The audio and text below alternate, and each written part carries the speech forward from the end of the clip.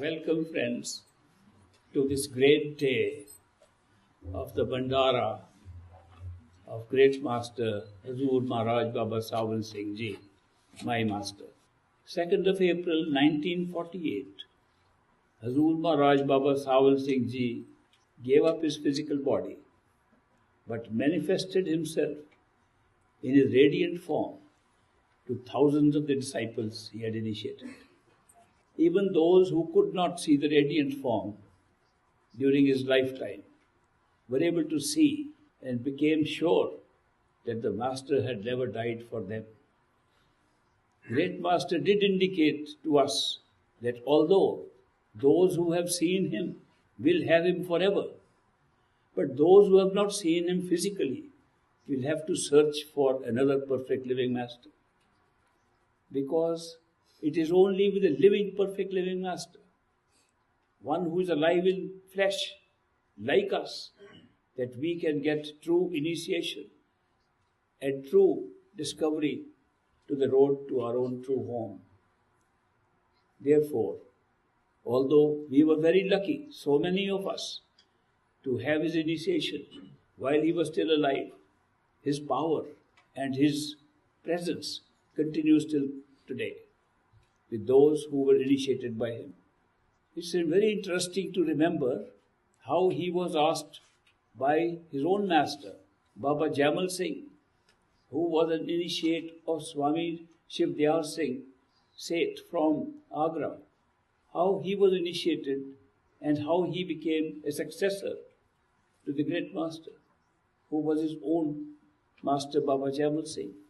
14 people were present when Baba Jamal Singh asked Baba Sawan Singh, great master, to carry on the work that he was doing in the Dera on the river bank of the river Beas in India.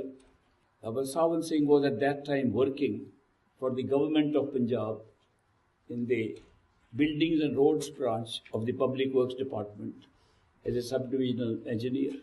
And he said to Babaji, amongst 14 of us sitting around you, there are more competent people who have achieved more in their meditation, and therefore why don't you ask one of them to do this work? And Baba Jamal Singh said, let me check with my own master.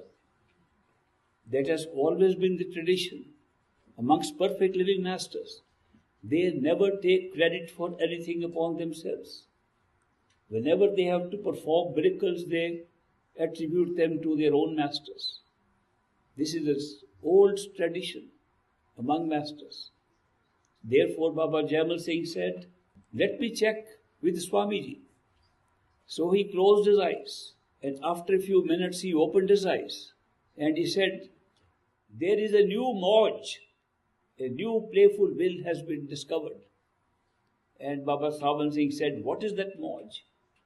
And he said, the Mauj is that Swamiji says only Sawan Singh will carry on this work. Whereupon Baba Sawan Singh said, you know, Master, I am a working engineer. I have a very small pension with which I will be retiring. How will I be able to take care of so many people you are saying will be coming to this Dera in the future? Upon that, Baba Jamal Singh said, let me check that one too. So he closed his eyes. And then he opened his eyes. And he said, new Mauj has come. And Baba Sawan Singh said, what is the Mauj now? He said, the Mauj is that you will not have to spend money from your pension. People will give you donations and bring food and money enough for them to be fed and to take care of themselves. You will not even have to feed them. And they will bring so much that even if the whole Brahmand comes down to eat in your langar, there will be enough food. Upon that, Baba Sawan Singh said, but Master, I have one more question. And Baba Jamal Singh said, what is the new question you have? He said, being a government officer and an officer who is provided accommodation by the state government, I live in a nice bungalow. And you are living in a little hut here, Babaji. Would you expect me now to move into a little hut to carry on your work? And Baba Jaimal Singh said, let me check that one too. So he closed his eyes. And after a while he opened his eyes. And he said, new Mauj has come. And Baba Jaimal Singh said, what is the new Mauj?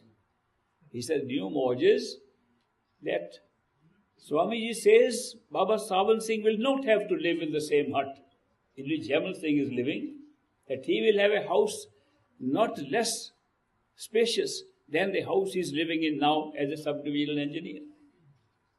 After that, Baba Sawan Singh said, I have one more question. Baba Jaimal Singh said, what is your new question now? He said, my question is that you tell people that once you are initiated by a perfect living master, they will not come again into this world more than 4 lifetimes.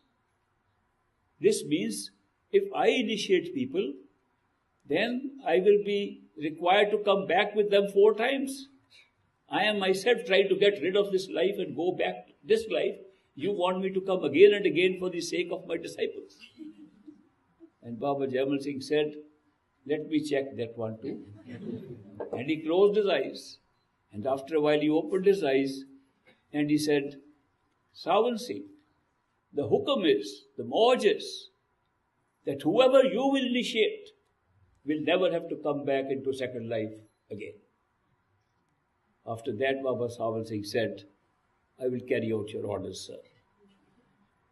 I am telling you, my master was a very clever guy. He got all his conditions fulfilled before he started his work. It is the Bhandara of that master. It is a great day. It's a day of abundance. Bhandar means abundance. And Bhandara means celebration of that abundance. And what are we having? We are having abundance of grace, abundance of blessings, abundance of that opportunity that these masters give us once in a while, when we can soak ourselves with their love and with their blessings. Today is that day. And I really want all of you present here to join me in this Bhandara, to take full advantage of this opportunity today, to soak in all the blessings that are available today. And I will have a special meditation sessions with you. I'll meditate with you so that we can take advantage of this wonderful opportunity and get the blessings of the great Master's power. I know you can't see him. I know he can't even help you because he is not a living master anymore. But when I speak to you, I do not speak from my power at all. It's entirely from the power of the great master, Hazur Maharaj Baba Sawan Singh. He is the doer of all things that I am doing. He is responsible for all things that I do here. I am just carrying out his hukam, his orders. I am just a sevadar, doing service to my master. You might think I have come to help you guys. I am helping myself. I am a bit selfish that way. I am doing this seva for my master, not for you. Though it looks like I might be doing it for you. But the truth is, it is all an opportunity he has given me to do this work for him. And I am very cheerfully, gladly doing it. And I do not distinguish between any kind of seva a master gives us from any other kind that he gives. When I was young, a small boy, this high, we had no electric power in the dera, so we used to fan him with a big fan. And normally, taller adults used to do the fanning. And I once asked, I can do the fan. And they said, no, you are too young. The great master was sitting. He said, no, he can do it. So I took the fan. It was my size. And I was doing like this. I can still today recall what a great joy it was for me to be able to do this seva of fanning my master. Today, the seva I am doing today is identical to that. I get the same joy in doing seva, service to my master. My master once told me that if you do service to your master, it counts as good as meditation. I said, this is the best shortcut I ever heard of. It's so hard to meditate. The mind runs amok all the time. And we can't sit for a little while behind the eyes. And here he's saying, there's a shortcut, another way available. Do selfless seva. But the seva must be done without expecting a reward. It must be done as an offering. What is seva? It's an offering. It's an offering of help. It's an offering of any kind.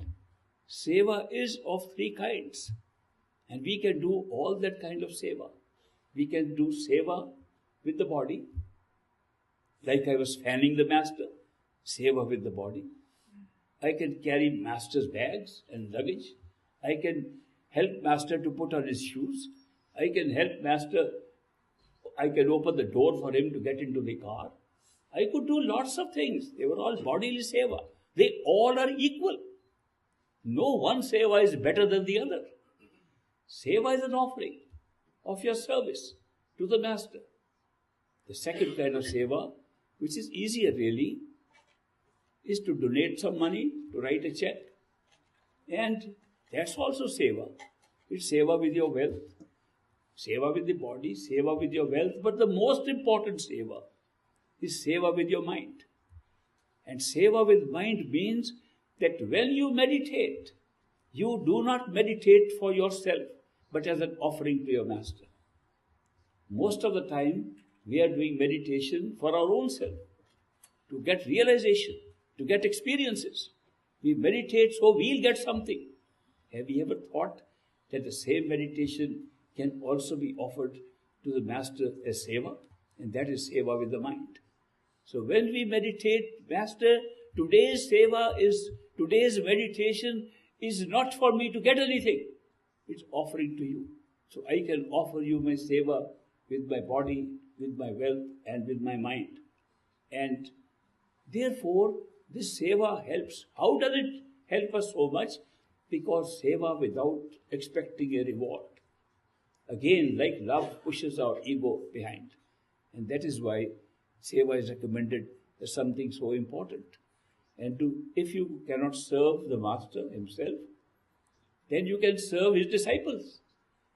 And if you can't serve his disciples, they are not there, serve anybody. Save humanity. Save of any kind is good. No matter where it is done. It's very high quality if it can be done without expecting a reward. According to Lord Krishna, as expressed by him in his Gita, his conversation with Arjun, in the battlefield of Kurukshetra, Krishna says that when you act without expecting a reward, you become a yogi. That if you are continuously doing things expecting what will I get for it, then you are an ordinary person. You are not enlightened. But if you can perform any action, and it should be performed skillfully, he says, yoga karmasu kaushalam. That means if your action is performed with the utmost skill that you have, with the best skill you are performing an action without regard to what you are getting back for it, you will become enlightened. You will become a yogi. You will discover your true self. Of course, he describes other forms of yoga too. This is yoga of action. He also describes yoga of knowledge, Jnana yoga or Sankhya yoga, where Krishna tells Arjun that if you think about what is reality and keep on thinking, you will reach a point when you find thinking can give you nothing. And when you reach that point and cross it, you'll get enlightened. But he says the highest yoga is bhakti yoga, which means yoga of love and devotion. Because if your love and devotion expands, you can go even beyond these two other yogas and go beyond the mind. So these are all talking about actions without expecting a reward. So when we offer seva, it should be done purely as an offering without expecting reward. And then it carries a huge reward. But let not your mind fool you. Okay, I know there will be a big reward afterwards, And now let me do seva, say I don't want any reward, and you're expecting now what will come next. You can't do cheating in this game. You can do cheating elsewhere, but not in this game. So that is why I am only mentioning to you why we are gathered here.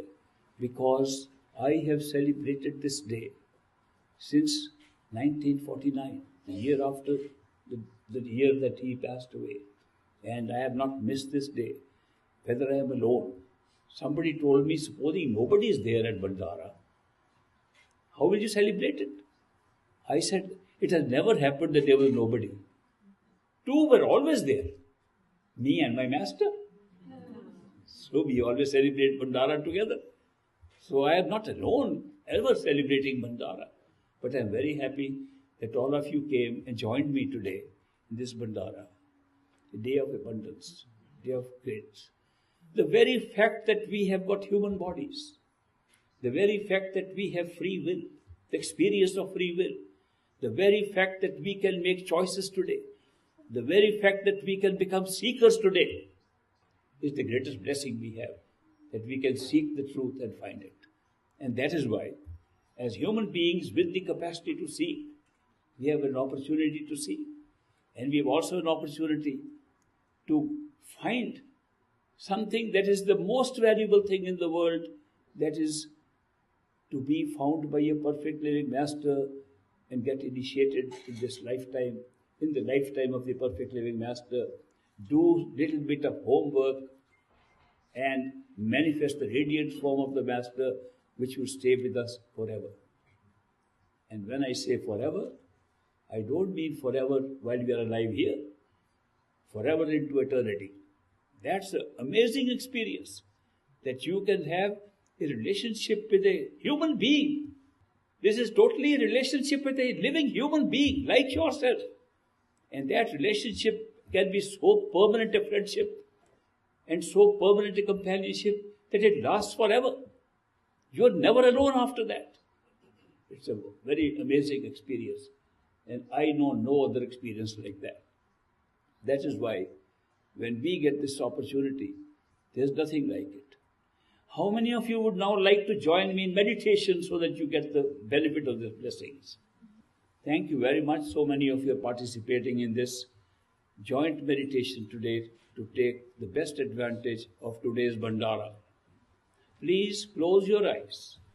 Seat yourself on your chairs or on the ground where you're sitting in such a way that you don't have to move after this. You can be still for a while. Close your eyes. Imagine that your body is your house in which you live. Imagine you are living in the 6th floor of this house behind the eyes. Imagine the space that is there. Imagine you are in the center of that room on the 6th floor of your house behind the eyes. Take a comfortable chair or a comfortable mat and sit down on the chair or on the floor. Do your meditation there. Repeat any mantra you know, any simran you know. Repeat very slowly. Repeat very slowly. Look around if you see the master anywhere. Ask for the master's blessings.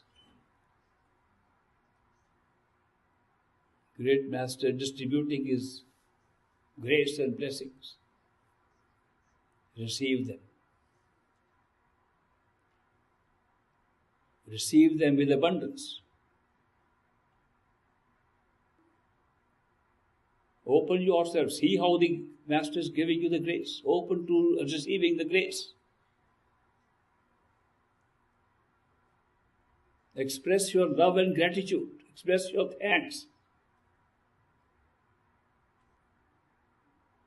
Keep your eyes closed till I count 5. 1, 2, 3, 4, 5. Open your eyes. Welcome back. How many of you were able to actually joy, receive the blessings. I'm very happy. Very congratulations. I'm very happy.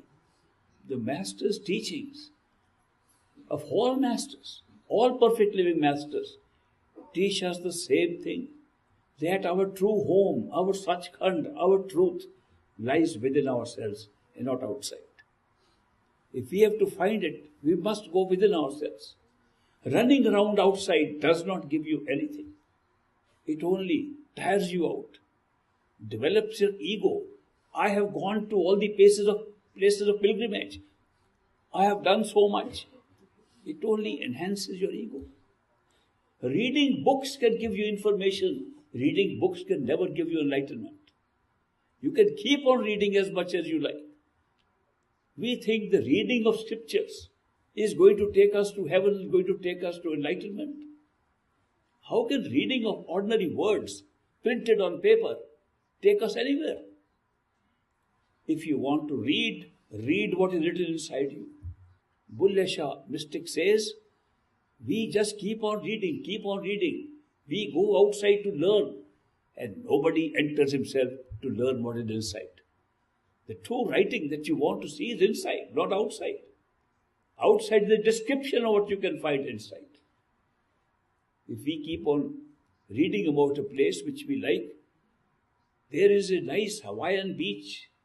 They call it paradise. Waikiki Beach. Beautiful place. And we get a whole book describing that beach. Every day we read it. Every day we enjoy. We have not reached Waikiki Beach. Nobody can reach there just by reading a book.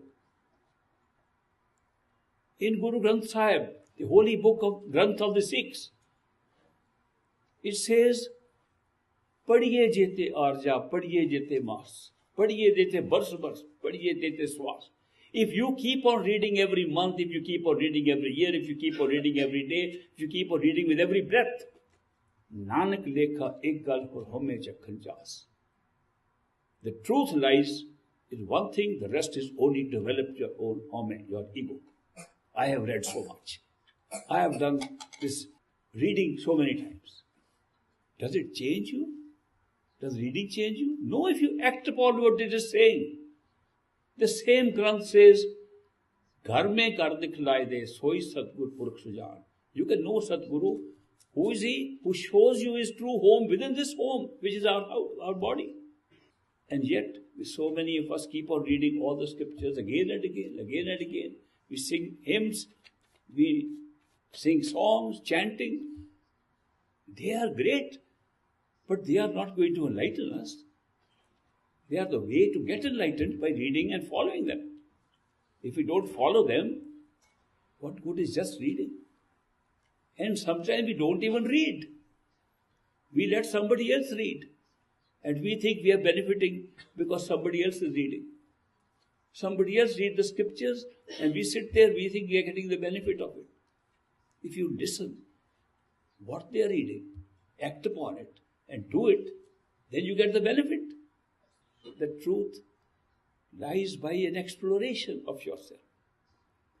To discover the truth, to discover who you are, to discover the ultimate creator, you do not require religion. You require spirituality. All religions were created out of spirituality, out of spiritual truths. The founders of the religion made very clear statements that the truth lies inside. Go within and find out. The same spiritual truths are now being practiced by us through religion, by outside ceremonies, outside prayers, outside readings, outside distribution of sweets, outside distribution of everything. What about going within? Who goes within? You go to any temple, any church, any gurdwara, any synagogue. What are we doing there? All activities are all external, outside. Yet, all these masters, in whose names we have founded these religions, they are saying the same thing, go within to find the truth. Therefore, unless we go within, we will not find what those books are saying. If you go within, you will know what the books mean. Otherwise, we fight over the interpretation of the books that we are reading. No, this means this, no, this means that. Intellectual discussions are taking place, and we are not taking any advantage of what the book is saying and advising us to do. To go within means to go within your own consciousness, to go within to the point where you, as conscious unit, as a living thing, exist within the body. This is merely a cover upon ourselves. This is not ourselves. It's a temporary costume just to participate in one small show here. We are good actors. You will notice that when we go to see a play, if it's a cheap street show, there is no stage, there is no proper stage setting. The actors are not wearing good costumes. They are very poor actors, and they act very crudely, so we can give them a quarter and see the show. Then you go to Broadway, New York, or go to a bigger place. $150 ticket to go in. What's the difference? Those actors act as if it is real. That act is great where the actor acts as if it is real and not an act. A movie was also produced called Gandhi, on the life of Mahatma Gandhi of India. Ben Kingsley of England, a British citizen, acted as Gandhi. In an interview he said, when the cameraman wanted to shoot the movie, he told them, hold, I don't feel I am Gandhi. For 3 months, day and night, he thought he was Gandhi, till he began to believe he was Gandhi. Then he told the people, shoot the film now. In order to be good actors, you should forget you are an actor. Now imagine this world is a stage. Even Shakespeare, the dramatist, said so. This world is a stage, we are all actors upon it. And we are such good actors, we have totally forgotten we are actors. What better acting can we do? And the script which we are acting is instilled in us in such a beautiful way that we cannot depart from the script. And yet we believe we are really acting a real life and made it a reality. It's still an act. We are participating in the act as if it is real. Can we at any time, by an awareness, by a spiritual awareness, cease and act in a movie or a drama and not real? Yes, you can. By withdrawing yourself from becoming a character in this show to becoming an audience, to taking a seat in the audience. When we go and watch a movie, we forget it is unreal, just a shadow on the screen. For the time being, we take it as real. We wonder what will happen next. I tell you jokingly the story of the young boy from the village in India who had never seen a movie, never knew there was a theatre, and we took him to a cinema hall, and there he saw a movie in which there was a scene in which a girl takes off her clothes to jump into a pond to have a bath. And he gets very excited to see the girl is going to take off her clothes and he'll see her nude. But as she takes the clothes off, a train passes in front. And by the time the train goes, he's already in the water. That young boy came 20 times to the movie. Same movie, to wait when the train will get late one day. We watch this movie the same way. We take it equally real. When we watch a movie, we forget that it is not real. The Greek philosopher Aristotle described this as a deliberate way for human psyche to get rid of excess of emotions, to consider a play as real. He says, why do we cry when we watch a movie or a drama? We know they're acting. At that time, we don't think they're acting. He calls it a willing suspension of disbelief, that we willingly suspend our disbelief. Normally we won't believe, it's real. We willingly suspend this in order to what he calls a catharsis of emotions, to get purgation of excess of our emotions and become stable. That otherwise we are such emotional beings that this drama that we go through is an outlet for us, for our emotions. This life is the same thing, and we are taking it as real so that we can get excess of our emotions drawn. We can be cool and we can know who we are. and be stable. So that is why, if you want to see this whole world as an act, as a movie, as a play going on around you, jump from the character in which you are sitting and thinking you are that character alone, which is the name given to your physical body. That's the character. Normally, in a movie theater, you don't sit in any character, you sit away from it. So you know the audience is in a separate seat, characters are on the screen, and you're not part of them. In this movie, you are sitting in one of the characters. Your chair from which you watch this movie has been placed inside one of the characters. But when you think you are a character, it becomes the real world. When you sit back on the chair and watch the movie, it becomes a movie. Where is that chair from where you are watching this movie? Behind your eyes, inside. When I led you through little meditation, I said, sit in this house, which was this body, behind the eyes. Because when you sit behind the eyes, you are sitting where you are actually as consciousness observing the show by sitting in one of the characters. If you are aware that that's where you're sitting and with your eyes open you're watching the show, including the show which includes your body as a character, this whole world will become a movie in an instant. You will enjoy it like a movie. It's just a question of awareness. If you put your awareness in the seat behind the eyes, you don't participate. The characters are moving, including the character in which you are sitting. They are participating in the show. You are sitting still in the audience, behind the eyes, watching the show from there. I am not talking of a long journey to our true home to Sachkhand. I am talking to the very first step of just pulling your attention to behind the eyes and sitting there and watching this movie. Constantly being aware that I am not the body. Body is a character in the movie. And so are the other bodies that I see around. And all that is happening is a show. I am sitting there, still in my chair, watching. The whole life becomes a movie. Which indeed it is. Of course, you can't find it when you are sitting here as a character and not knowing who you are. But if you find out who you are, you will know it actually is a movie. It was pre-recorded like a movie. It is being played out like a movie. When you see a movie on the screen, where does it come from? You think it's happening at that time. You wonder what that character will do next.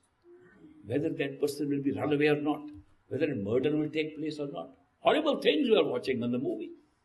You don't run from your chair to go and stop it. On one hand, you know it is not real. On the other hand, you want to believe it is real. And that's why you want to enjoy it. But have you ever thought that the movie was shot, the film was made way earlier? It's packed up in a film and is being projected on the screen from behind you, not from front. That the projector is behind you. The movie consists of still shots. It's moving fast to make it look like it's moving. And unless there was a light behind this going through the film, you would never see that shadow. It's the light that's putting through the film. It's going on the screen. You see a movie. This world is identical to that. The light of our soul, our consciousness, pierces through the film pre-recorded in the mind and creates this experience outside. The fact that it creates experience in multi-dimensions does not make less of a projection from consciousness on a pre-recorded movie in the mind. The whole destiny we are going through, the whole life we are going through is totally pre-recorded. But how can you find this truth? Well, the truth in the movie can be just turn around and look back. The truth about this movie is just turn around and look back. Look within. Does the mind have all these pictures already programmed? Look back. Is the light of your own self, of your own soul, projecting it through the mind and creating this? Check it out. You will find there is no difference. And yet when we identify ourselves with just the characters of the movie, we forget this, we suffer, and we enjoy. along with the characters of the movie. Then we make it a real world. Of course, not a bad idea. If you want to enjoy a movie, it should look real. And that's why it is real. And it's a great adventure. It's not all fun. There's suffering, there's pleasure, there's pain. We have all these things. We have ups and downs. If there were no ups and downs, it would be a very boring movie. We wouldn't like to stay here anymore. So it's a great movie which we are watching, pre-shot and pre-recorded, right inside. Not only that, just by going back behind the projector and taking the film out, you can load another movie. And you will find that there were trillions of movies available to you to load. You picked this one up and loaded it and are watching it. When it's done, you load another one and keep on watching. Is it just a fairy tale I'm telling you? Or is it a verifiable truth? If you are a meditator, if you are used to withdrawing your attention behind the eyes and going within, you'll find it's a verifiable truth. And anybody can verify. It's not a top secret somewhere, it's transparent that this thing can be verified by anybody who goes within. But if we don't go within and just sit outside and talk about it, there's no verification possible. There's no proof of it outside when we're living as a character in this big show. It is a big show, generated by us, for our purpose. When the movie is over, we go home, we don't bother about what happened to the characters. When the show ends, we go back home. When this show will end, we'll go back home. But we can also go back home in the middle of the show. At least that will give us a feeling that we always have the chance to go back when we like. The best thing in life can be when you can make a trip into adventure when you like and go back home when you like in your own sweet will. And that is what initiation by a perfect living master provides for us. Because that is the way he can provide means to us to go within, go and find out our true home and go back into the several levels of creation, several levels of consciousness that have been created outside, which we are experiencing now. Such is the wonder of this kind of a journey. Then we have different levels of curiosity. Some people are curious. Some are not so curious. Some are just taking it for granted. Let things move on as they are. They drift along. Some are curious to know more. This sense of curiosity also applies when you're doing meditation and discovering things. There's such a variety of experiences available to us at the very first level. When you withdraw your attention and are no longer aware of this body, but you're aware of your inner body only, there's so many adventures of a more interesting kind than this physical adventure that open to you. Curious people stay there for thousands of years, even after getting initiated from a perfect living master. But the perfect living master never leaves them. He says, yes, have a good time, enjoy. And one big difference between certain doctrines that are telling us this world is not real and the teachings of perfect living masters, one big difference is the masters don't say, we are sitting in hell, run out of it, go somewhere. They say, discover the truth, this very hell can become heaven. They don't say you have to run away anywhere. They don't say enlightenment comes by running into forests or giving up everything. The surrender should be surrender of the mind within your own head. Outside surrender means nothing. I have traveled in some very remote areas in India and elsewhere and seen people who are doing meditation up in the mountains of Himalayas. I was working there on jobs, and I have seen them in the forests of Dandakarnya, remote forests where there were no pathways, where people have to walk on stilts because there is nothing, there are snakes and bushes all around. I walked on stilts too, but the two people helped me lest I fall amongst the snakes. I have seen those places and I have seen people who have run away from society in order to go to these forests and to these mountains in order to get enlightenment. And all they talk about when you talk to them is what they left behind. They have not left anything behind. It is all in their mind. If you like pizza, back to shake his pizza. If you like pizza and you eat it, you enjoy it. But if you go away into the forest and you can't get pizza there, will you be able to meditate? Your mind every time you say, oh, I left pizza behind. By running away physically does not give you any chance for meditation or enlightenment. Yet we think if we run away somewhere, we'll be able to get something. People who have run away have got nothing. They had to come back.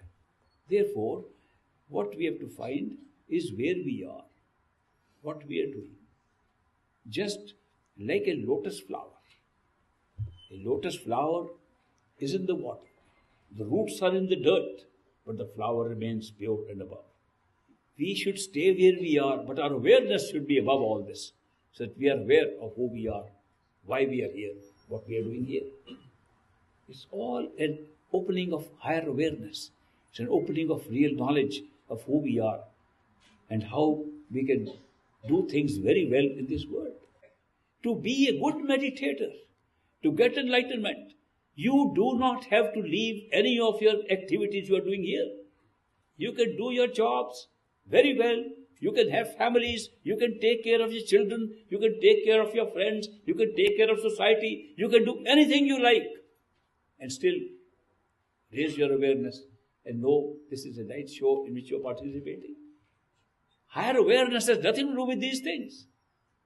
You can live both equally well. The outward life of this, we live in this world, is not going to be affected by your higher awareness of knowing who you are. Therefore, to run away from things is not necessary at all. We don't have to run away. This is one of the big things that I learned from great masters' teachings, whose Bhandara we are celebrating today, that we can perform all our functions. I did all kinds of jobs myself. I worked in a private company. I worked for the government. I did business where I came to this country to make money. In all these three, I was successful because they had nothing to do with my enlightenment or my master sitting inside and guiding me or helping me. The two things are not clashing at all. In fact, I was on jobs in India where people thought that to sit on that chair gives you a lot of power. They call it that this is kissa kursi ka. That's all a matter of the chair you sit on. A dumb fellow can be put on that chair, he becomes wise. Those kind of jobs. And yet, in spite of those, people thought once you sit on that chair, for example, they told me you can never be a businessman because of those chairs of authority, like secretary of a department of government or head of a department or a commissioner of a division. When you are holding those positions, which I did hold, you are always right. The officer who sits on the chair is always right. In business, the customer is always right. They say you can't do both things. I did both things. When I did that, I was right. When I did business, customer was right. Where's the problem? So long as you know, this is merely an act. This is merely a life that we are living through like an act on a play. It's just a play. And your awareness is beyond that. The awareness is watching the play. You are best able to live life if you say you are watching this play from behind the eyes in a comfortable chair, and that's the place where you become an audience, where the world becomes a spectacle, a show for you. And that simple exercise should not be difficult. We did a little bit just now in the meditation session. If you can just practice that, and I am not saying that you have to spend your life on that. Lead your life. 5 minutes in the morning. Get up first thing 5 minutes in the morning and sit inside there and look at the world from there. 5 minutes at night before you go to sleep. Sit there and imagine what the world look like when you spend the whole day here and have wonderful dreams. Spend 5 minutes morning, 5 minutes night, you are on the way to enlightenment. But if continuously you say, no, I'll do it tomorrow, I'll do it when I'm free, I'll do it when I retire, this is too much, at this time I'm too busy with the chores of this world, I can't do it, then you miss the bus. Because the thing is that a momentum is created when you constantly visit the space in which the truth is held, which is inside you. If you don't even visit it, you forget about it, then you're drowned in the affairs of the world. The truth is, if we want to really be a spiritual person, live a spiritual life, we must change our priorities. Our priority number one should be the spiritual life, and to sit inside at least in the morning when we get up and when we go to sleep. Priority number one, no matter what's going to happen, everything can wait. If you make that your priority, you'll be building a momentum towards your own spiritual growth and discover new things. But if your priority is, no, I am very busy, I have so many commitments here, there, and I'll do this is secondary, I'll do it tomorrow, it never works. And nor is it good to say, I do good meditation on weekends or once a month. You lose all momentum, you start all over again every time. But 5 minutes daily maintains the momentum and you keep on making progress. This is a question of setting up priorities. And I am saying this from my experience that I have seen all sides of this. That if we give priority to being who we really are, a spiritual being, we are not people who can find spirituality, we are spiritual beings who happen to be here temporarily. And if we can recognize that every day, we will keep the awareness at that level. The great Master's teachings were as good, as simple as any other perfect living Master's teachings. Why they impacted me so much and transformed my life to such an extent is not really because of the teachings, but because of the unconditional, pure love that I experienced. There is no match for that. The friendship that you get from a perfect living Master, there is no match for that. I have seen nothing like that. We had a doctor, veterinary doctor. His name was Dr. Ishwar Singh, and he was living in a small state called Kapurthala, 20 miles away from the Dera where Great Master lived. And he had many experiences. He is the guy who had to break his arm before he was getting initiated. You have heard that story. He is the guy who tied up his father in a rope to get his darshan from the Master. He did all kinds of crazy things. He was a crazy guy. I spent many years with that guy. He was crazy. He could drive me crazy. And yet that guy, he invited Great Master. He said, Master, you do all your work here. Why don't you come to Kapurthala? Visit my town. Visit my home. You will bless my home with your presence. And Great Master agreed. The very first trip he ever made outside of the Dera was to the house of Ishwar Singh. But when Ishwar Singh made the arrangement, he had a very small house. It was so small, just one room, a little courtyard outside. And it was right in the beginning when you enter Kapurthala city. It's right in the beginning on a lane. You go right lane, and there was the little house.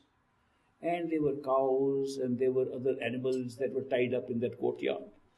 It was a normal village type of life.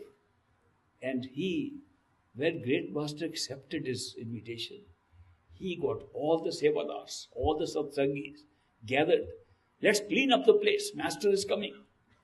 So they cleaned up, they pushed the cows out and they pushed the buffaloes out. And they began to clean that place. Great Master is going to come and people will sit here and have satsang, a discourse. There were two more affluent disciples of Great Master. One was a professor in Kapurthala. Passed away, I can take their name, Professor Bhatnagar.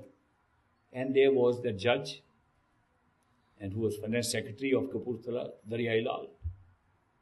These two people had big houses. They had cars. Ishwar Singh had no car. He had a horse and he had a bike.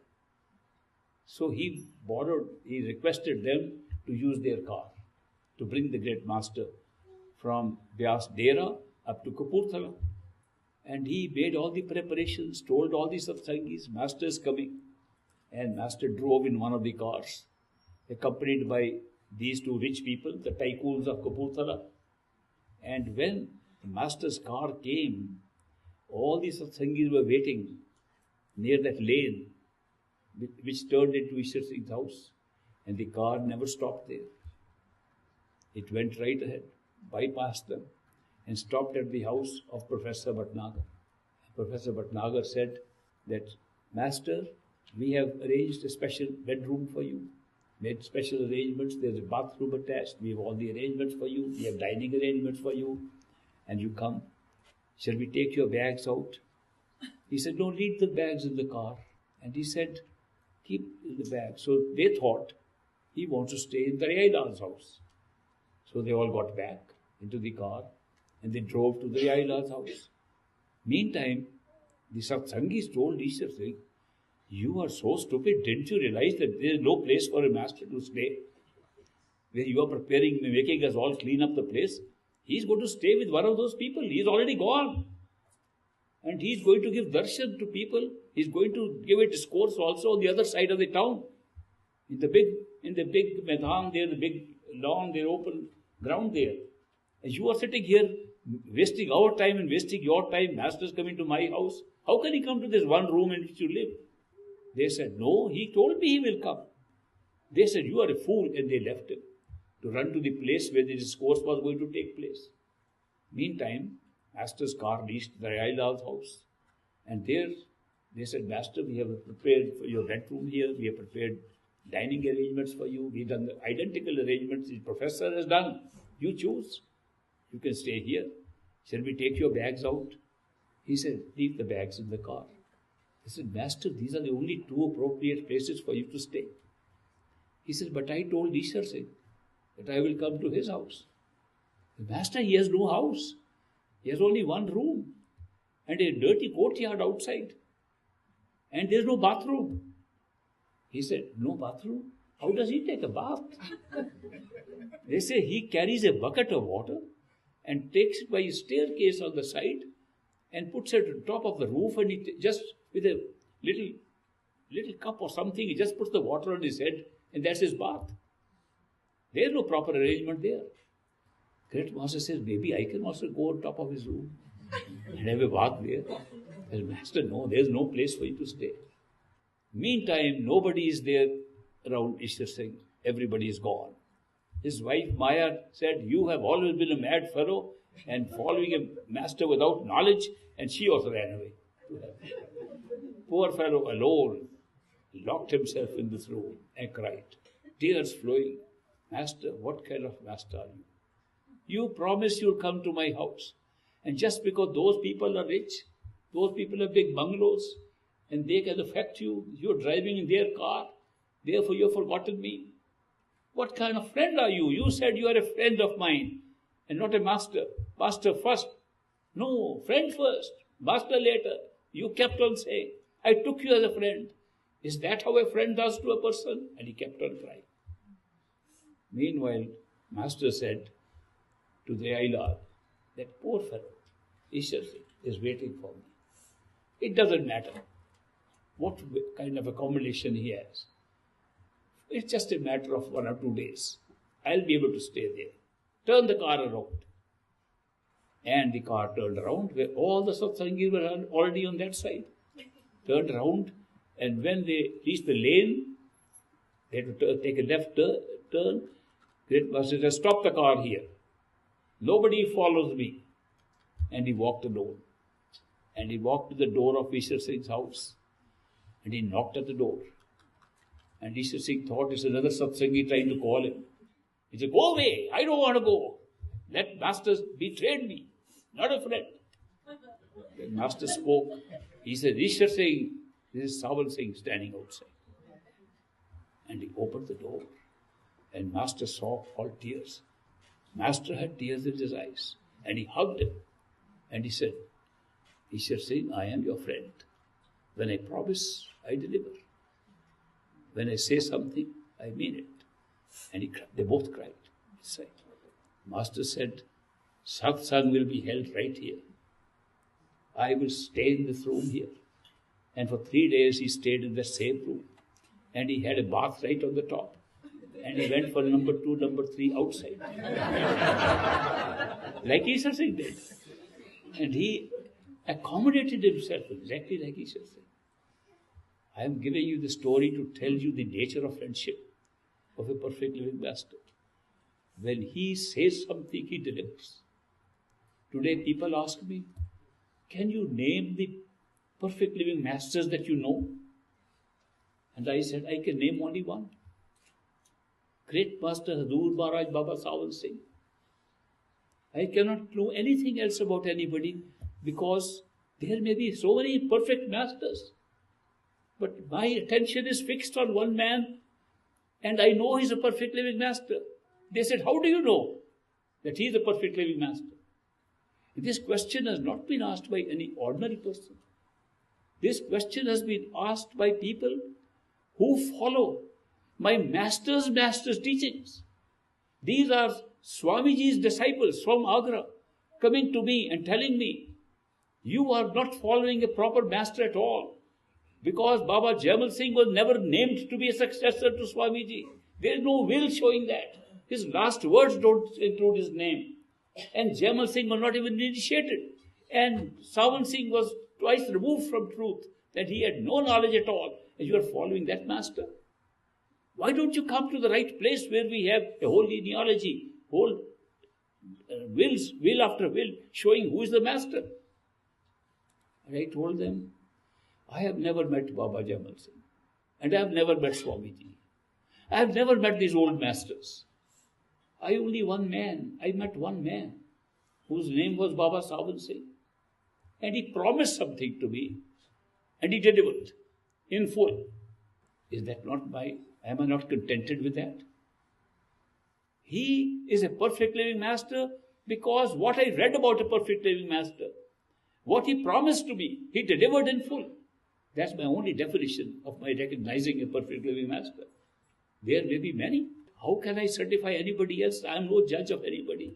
Nor is it my duty to say who is a master, who is not. I know one master, who is perfect living master. The relationship you have with a perfect living master, he delivers what he says. He guarantees what he says. He guarantees he will take you back to your true home and he will not leave you till he takes you back to your true home.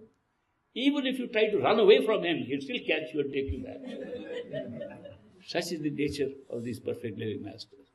It's the Bhandara of such a person we are celebrating today.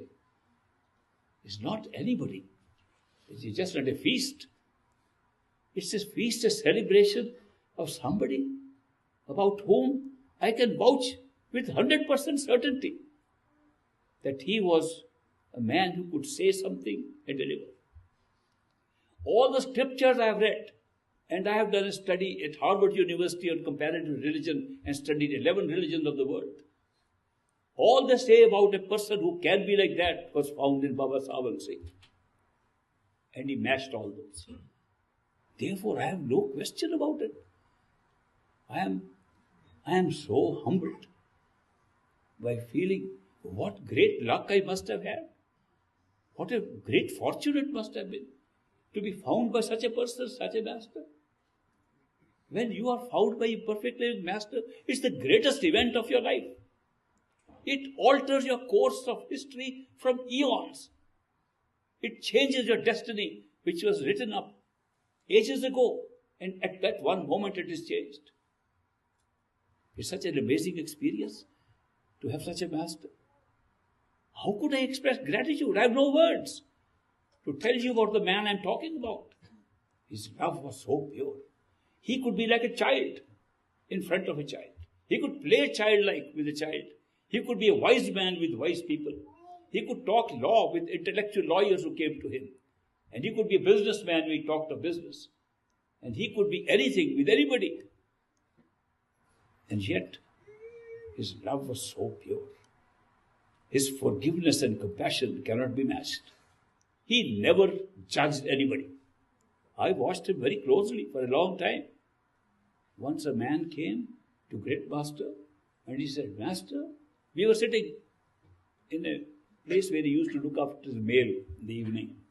And his secretaries were bringing up letters so he could read them and he would dictate what replies to give.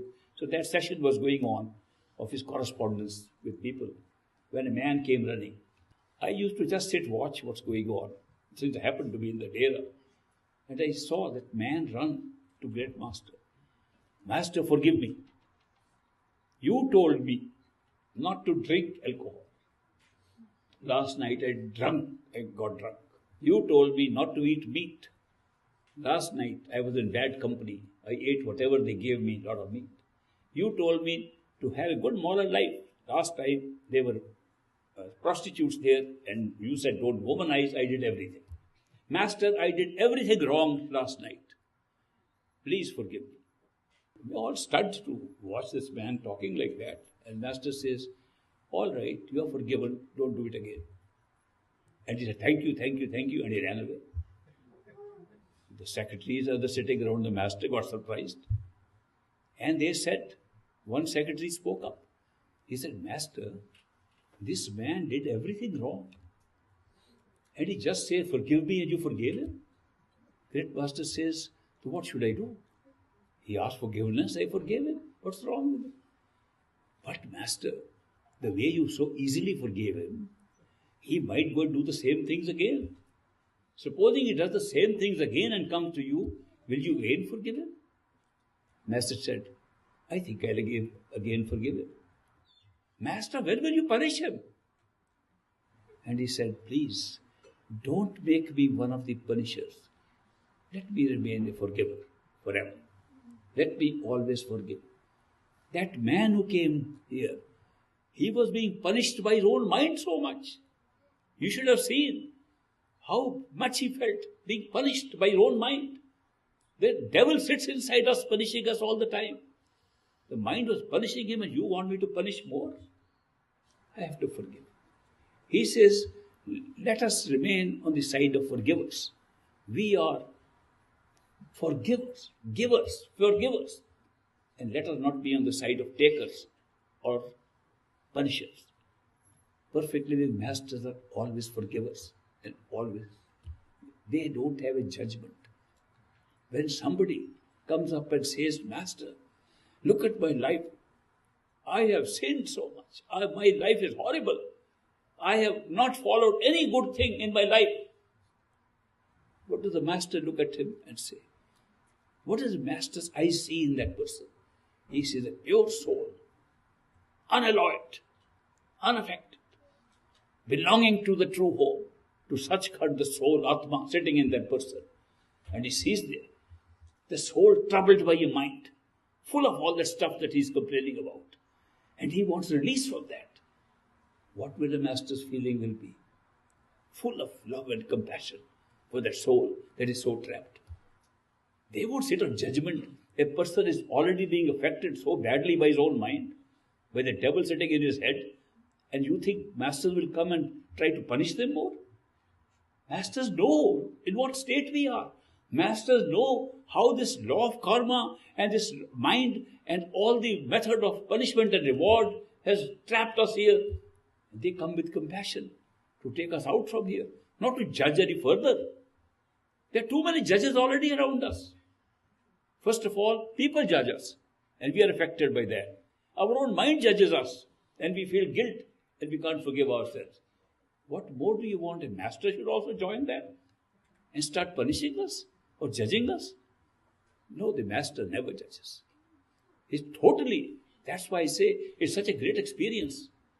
I had the greatest experience to find the human being exists. A human being whose whole life, whatever I could watch, never judged anybody. Never said you are bad. Everybody's soul was pure and good, trapped by a mind that was bad. We all have the same minds, we all have the same souls. So therefore, these perfect living Masters do not come like ordinary people to judge us, to decide whether we are good or bad.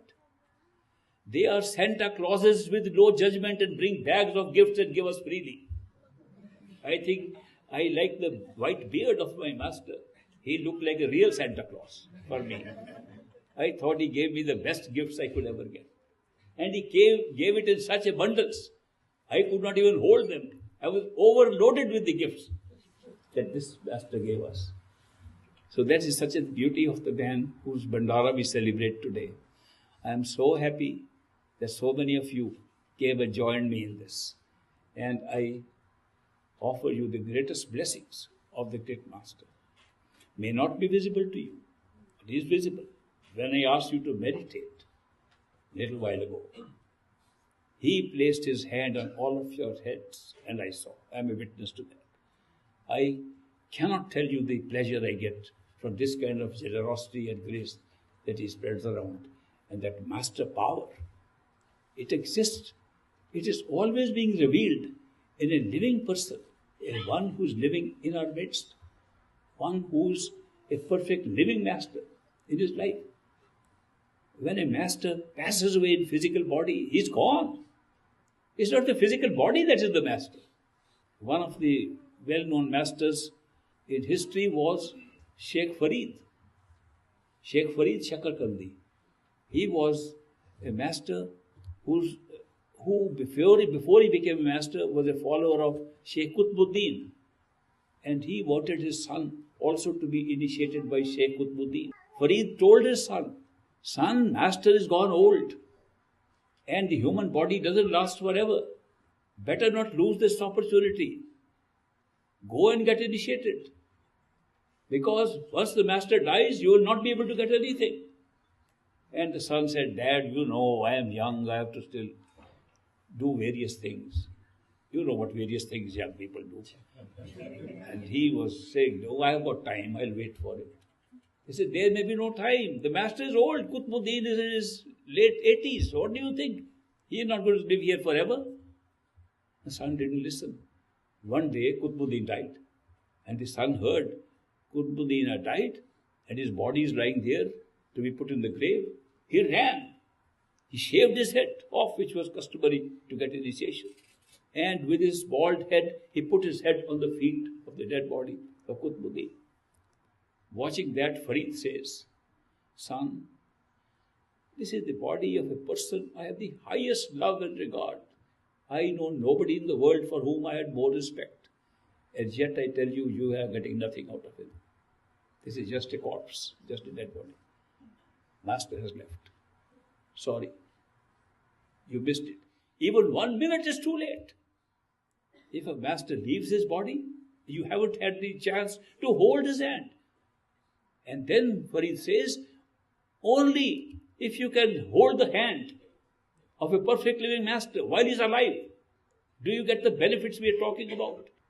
And not that somebody died and you say, I believe in him and therefore he'll give you anything. Then you believe in your mind. If there is nobody to tell you, whether it's your mind or your master talking, how do you know who is talking in your head? It's always the mind. Make no mistake. There's no inspiration telling us that somebody else is speaking. All speech in our head is from our own mind. Therefore, are we following our mind or are we following a master? But when there's a human being alive in front of us and we think master speaking, he can say, no, that's not it. When he's dead, he can't say that. And we live with worshipping our own minds. That is why it's important. If we are lucky and we are seekers and a master comes our way, do not lose that opportunity because he's not there in flesh all the time. And time runs. Therefore, it's the greatest opportunity one can have. If one is able to find a perfect living master or a master appears in his life and you are a seeker of your true home, don't miss the bus. That's the time. You should not dilly-dally at all. Not wait for anything. Great master has gone in his body. He can't help anybody. I keep on talking of great master. And I know, for me he is alive. For others who were initiated by him, he is equally alive. We saw he never died. He's with us all the time. He's not only internally with us, externally too. That you have a perfect living master, and you meditate regularly, do your homework, not only you manifest him inside, later on you can see him beside you. You can drive your car and he sits next to you. You can be walking and he's walking with you. Whether you say that your imagination becomes so realistic or what, whatever happens, you are never alone, always with your master. And what great company to be with somebody who loves you unconditionally, somebody who never judges you, somebody whose sense of humor is better than any humorist that you can find, who cracks jokes with you. What a wonderful life. Who can fly with you together, who can walk with you together, talk with you together. When you say, I walk and I talk with the master, it should be real. It should not just be a prayer. It should be real. That you should be able to walk and talk with your master. That only happens if the radiant form of the master, the inner form of the master is manifest in you. And that happens, he manifests himself at the time of initiation at that very moment. Initiation by a perfect living master is not a method to teach you how to meditate. Anybody can do that. A perfect living master does not come to teach us anything. He comes to take us back home. But he teaches us because we like to be taught. Our mind wants to be taught. Therefore he teaches. He goes along with us. Every step we take towards realization, he goes along with us at every step and acts as if that is the most important step, including learning, including putting effort, including meditating. All these things he does along with us because that's what we think we need. We have to bypass the mind somehow, and very often we have to go along with the mind till the mind realizes it's a game going on and I am being bypassed, it's a trick being played on me. Our own mind begins to say that. And then we realize that masters come only to love us, and through the power of love pull us back to our true home. Because the love does not come in the region of the mind at all. It comes from beyond. So that is why one man, I remember, master was standing outside the door of his house. He had just come out, was standing there. Some of us were standing around with the hands folded, which was customary there. And a man full of dust on his clothes, carrying a little, not a bag, but a piece of cloth tied up with his belongings, held on his shoulder, came running. And he dropped the bag and ran to the master and said, give me initiation, give me Naam. That man had come from a very far off village. He had no money to travel by bus or by train. He walked all the way for almost a month. He walked a month. He had heard and he had a dream that he had seen that master. He had a dream and people told him, that's not a dream. You have seen the master, he is calling you. Therefore, he left home, and after 1 month, trudging along every day, carrying a little bit of food in his little bundle, which was a piece of cloth, he reached there, dropped the cloth, and fell at the feet of the master. First time he has come to Dera. What does master say? When he said, give me initiation, master says, what, once again? Very first thing. Oh, then master caught up. He said, oh, I mean, you were initiated a month ago when you left your house. Oh, formality I can do tomorrow morning. What we think is initiation is a formality. It's a formality for the mind. For the mind to accept, yes, we've got something. The initiation is an internal process.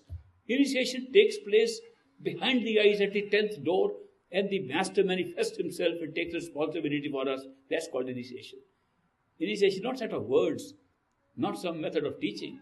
Initiation is a friend who is having consciousness of totality when he is in front of us as a human being and takes responsibility to take us back home. That's initiation. The rest is a formality, and we do it just to get to know mind and body, except yes, now we are initiated. The initiation, great master used to say, when he says to a person, okay, that's initiation. I accept you, initiation. The teaching of how to meditate and so on Anybody would do. Sometimes he would let somebody else do it. And he would just initiate a person, say, okay, teach him the method to do Simran, to repeat words, to do this. That's just a mechanical thing. So don't underestimate initiation. Initiation does so many things nothing else can do. We are all bound down by the law of karma, law of cause and effect, laws of doing actions which can be good or bad, and good actions give rewards, bad actions give punishment, and you can't get out of the system. Because nothing cancels everything. You do good today, you get a reward. You bad tomorrow, punished. You do good again, reward again. It doesn't cancel the bad that you've done in the middle. So that's the system by which this whole life we are running. That we have reward and punishment continuously going on because of this law. And we have done so much of this collection of intentions, bad and good intentions. We have a huge reservoir of it. We could create 1 million lifetimes out of the reservoir we have already created. And that's called Sinchit karma, or the karma that's held in reserve. Supposing we lead a karma-free life, or going with the flow, not creating any new karma, there's plenty to be picked up by the laws of this creation, that to create a new life for us from the old karma. There's so much of it. And yet at the time of initiation, the entire Sinchit karma, the reserve karma from which any future life can be created, is destroyed. It's a very big event. In terms of how this world is running and how the law of karma is operating to create lifetime after lifetime experiences, initiation by a perfect living master, the greatest event to destroy all that reservoir. And if you have to come again, it will only be based on the karma of this life and no past life. It's a very big change. So initiation is a very big event. According to me, it's the greatest event that can happen in one's life. And I think that is why I forget my wedding day, I forget my birthday, I call my wife. You know what happens when you forget your wedding day. I mean, we make so much fun of marriages, you know. It's amazing. The other day, I read an interesting story of a man who went to a wizard. There are wizards also. Wizards have long beards and very wise, and they can remove curses. The man went to the wizard and he said, I have a curse upon me, can you remove it? The wizard said, if you can remember the exact words of the curse, then I can remove it. Man said, I do remember. Say, what were the words of the curse which you want now to get removed? He said the words were, I now proclaim you man and wife. We make fun of these things. I do say that marriage is a very convenient method of speedy payment of karma. There are institutions built into the system here, which we can make use of. Therefore, when I say that these are matters which we should have sense of humor. When we meditate, we should not have a serious face. We should have a face of smile. It's something to be amused with, something to be enjoyed, something. It's an entertainment. This life is entertainment, inner experience is entertainment. Why should we make a serious face? We should be laughing all the time, enjoying. Some people are laughing all the time inside. And we can see from their face how happy they are. Some people laugh outside. And we call them mastanas. We used to have a couple of mastanas in the dera. And they would laugh and dance. And I was very happy to find one mastana here in California. In fact, it's sitting right here. Every time I saw, he was laughing and dancing. So I said, this is wonderful, because when you have that kind of experiences inside, it automatically makes you laugh and be happy and be on top of the world. The spiritual path is not to make you somber and serious and say, no, I have to leave the world and go somewhere. No, it makes you enjoy the world. It makes you rise above the world. It makes you look at the world like a show. And then you cheerfully leave when you want and go back home. That's the promise of these perfect living masters, when they initiate us and say, we'll take you back home. I give you great Master's blessings today on this great day, and enjoy the blessings for the rest of the day also, and soak in all the generous blessing that are being spread today. The grace that is spreading today, I can watch it flowing. It's like a big rainfall flowing. Keep your cups of attention in that direction. No matter how much the rain shower comes, if your cup is turned upside down, it won't get filled up. If your cup of attention is still outside, it won't get filled up. Turn it inward, it will get filled up very quickly. Turn the cup of your attention inward so the rain that is coming fills it up quickly, and take advantage of this special day today. And I'll be very happy to meet you once again next year on the same 2nd of April. Thank you very much.